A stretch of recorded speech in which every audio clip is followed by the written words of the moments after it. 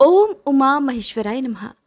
साल 2022 में सावन का महीना 14 जुलाई 2022 से शुरू हो रहा है।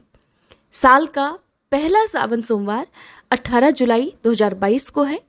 सावन सोमवार के व्रत रखना, भगवान शिव की विशेष पूजा और अभिषेक करना जीवन के सारे दुख हर लेता है। साथ ही सभी मनोकामनाएं भी पूर्ण होती हैं। जो लोग अपने जीवन में सुख समृद्धि पाना चाहते हैं, उन्हें पहले सावन सोमवार को भगवान शिव को कुछ खास चीजें अर्पित करनी चाहिए। ऐसा करने से भोलेनाथ उन पर प्रसन्न होंगे और जो कुछ भी लोग पाना चाहते हैं उनकी झोली में वो खुशियां भगवान शिव जरूर डालेंगे।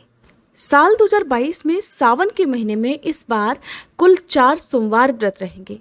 पहला 18 जुलाई को, दूसरा 25 जुलाई को, तीसरा सावन सोमवार 1 अगस्त को और चौथा सावन सोमवार रहेगा 8 अगस्त को।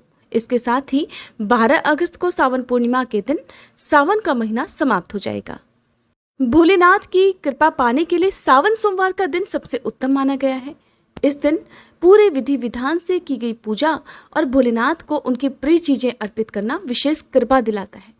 सावन सोमवार को भगवान शिव को कच्चा दूध, दही, घी, शहद, गंगा जल आदि से अभिषेक करें। ऐसा करने से अच्छी सेहत, सौभाग्य और सुख समृद्धि की प्राप्ति होती है। इसके अलावा भोलेनाथ को भांग, धतूरा, शक्कर, केसर, चंदन, बेलपत्र, अक्षत और भस्म अर्पित की जाती है। शिव जी को रुद्राक्ष अर्पित करना और सावन महीने में रुद्राक्ष धारण करना जिंदगी में बहुत तेजी से सकारात्मक असर भी डालती है।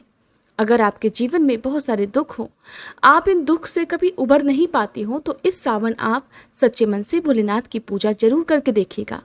इसके अलावा भगवान शिव को शमी के पत्ते, इत्र, गन्ने का रस, पान का पत्ता, लौंग, इलायची, मौसमी फल, कपूर, धूप, दीप और आग के फूल, मंदार के फूल भगवान शिव को अर्पित करने चाहिए। ऐसा करने से भगवान शिव बहुत जल्दी प्रसन्न होते हैं। हर सावन के सोमवार को आपको भगवान शिव की विशेष पूजा प्रदोष काल में करनी चाहिए। प्रदोष काल के समय भगवान शिव बहुत ही प्रसन्न मुद्रा में होते हैं।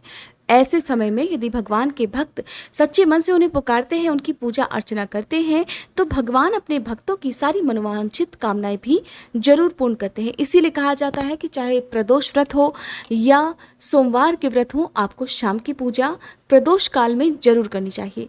प्रदोष काल सूर्यास्त से 45 मिनट पहले और 45 मिनट बाद का समय होता है। सावन के महीने में जो लोग व्रत रखते हैं, उन्हें तामसिक भोजन का त्याग करना चाहिए। इस दौरान लहसुन प्याज का सेवन भूले से भी नहीं करना चाहिए। केवल शुद्ध सात्विक भोजन ही करना चाहिए।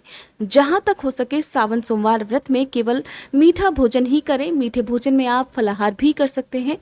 इसके अलावा जैसे कि इस बार सावन के महीने में कुल 4 सोमवार व्रत हैं। अगर संभव हो तो पूरे 4 व्रत ही आप रखें।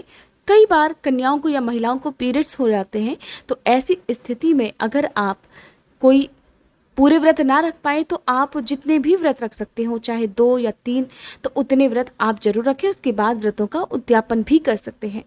लेकिन जो लोग सावन के महीने से ही सोमवार के व्रत प्रारंभ करना चाहते हैं, उन्हें व्रत का उद्यापन नहीं करना चाहिए। 1 साल के व्रतों का संकल्प आपको लेना चाहिए, या जितनी भी संख्या में आप व्रत का संकल्प लेना चाहते हैं, उसका संकल्प आपको पहले दिन ही लेना है। उसके बाद अगले साल तक जब भी निश्चित संख्या पूरी हो जाए, तो उसके अगले सोमवार को आप व्रत का उद्यापन भी कर सकते हैं। अगर आपके घर के आसपास शिव मंदिर है तो वहां जाकर आप पूजा कर सकते हैं। शिवलिंग का नियमित रूप से अभिषेक करना चाहिए। अगर आप हर दिन नहीं कर सकते तो सावन सोमवार के दिन आपको शिवलिंग का अभिषेक जरूर करना चाहिए। अपनी सामर्थ्य के अनुसार गंगा जल से, कच्चे दूध से, दही, घी, शहद या पंचामृत से आप अभिषेक कर सकते हैं। अगर आप अपने घर में ही शिवलिंग की स्थापना करना चाहते हैं, तो आप अंगूठे के पोर के बराबर ही शिवलिंग घर पर बनाएं। ऐसा शिव महापुराण में वर्णन किया गया है। उसके लिए आप साफ शुद्ध मिट्टी लें, उससे आप शिवलिंग बनाएं और उनकी विधिवत पूजा करें। सावन सोमवार का व्रत दिन के तीसरे पहर तक यानी कि शाम तक रखा जाता है।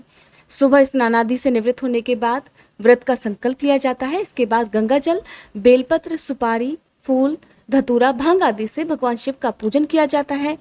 हर सोमवार को व्रत की कथा नियमित रूप से सुननी चाहिए और फिर शिव मंत्रों का जाप किया जाता है।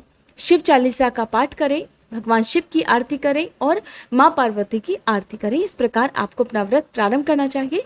तीसरा पहर समाप्त होने के बाद एक ही बार भोजन किया जाता है। सिर्फ सावन सोमवार ही नहीं, भगवान शिव से जुड़े हुए जितने भी व्रत हैं उनमें 3 पहर तक ही व्रत रखा जाता है। इस तरह से आप सावन के पहले सोमवार से लेकर अंतिम सोमवार तक इसी व्रत के नियमों का पालन कर सकते हैं।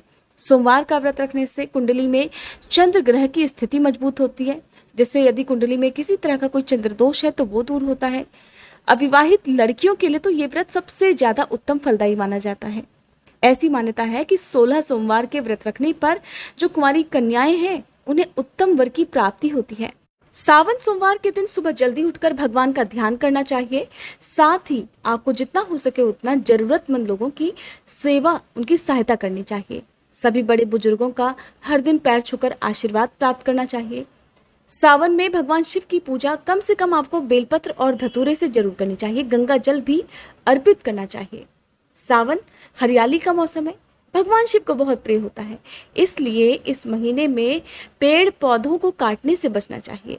नदी के किनारे या किसी सार्वजनिक जगह पर आप बेलपत्र का पौधा भी लगा सकते हैं। जब तक पौधा बड़ा ना हो जाए तब तक आप उसकी सेवा भी करें। ऐसा करने से भगवान शिव प्रसन्न होते हैं। पंचामृत से रुद्राभिषेक किया जाता है। आप चाहें तो खुद भी रुद्राभिषेक कर सकते हैं या पुजारी जी से भी करवा सकते हैं। इसके अलावा प्रसाद रूप में भगवान शिव को घी और शक्कर का भोग भी आप हर व्रत में लगा सकते हैं। सबसे पहले धूप दीप जलाकर भगवान गणेश जी की पूजा की जाती है और आरती में भी भगवान गणेश जी की आरती ही सबसे पहले करनी चाहिए। मान्यता है कि सावन के महीने में शिवलिंग की विशेष पूजा अर्चना करने से सभी मनोकामनाएं पूर्ण होती हैं।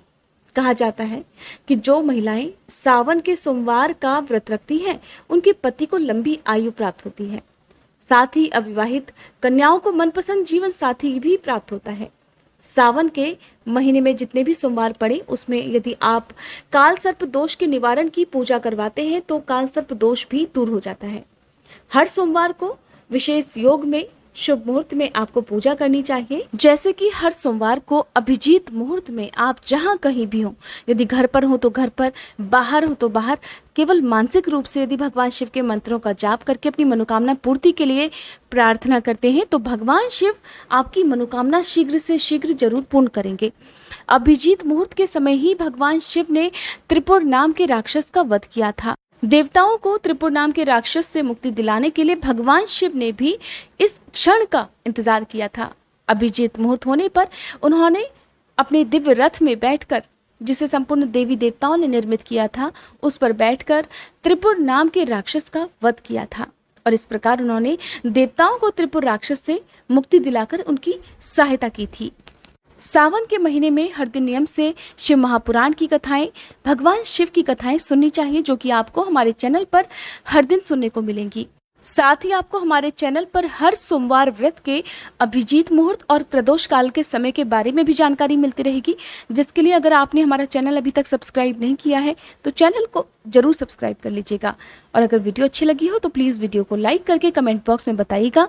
अगर आपकी कोई भी प्रश्न हो तो वो प्रश्न भी आप कमेंट बॉक्स में पूछ सकते हैं।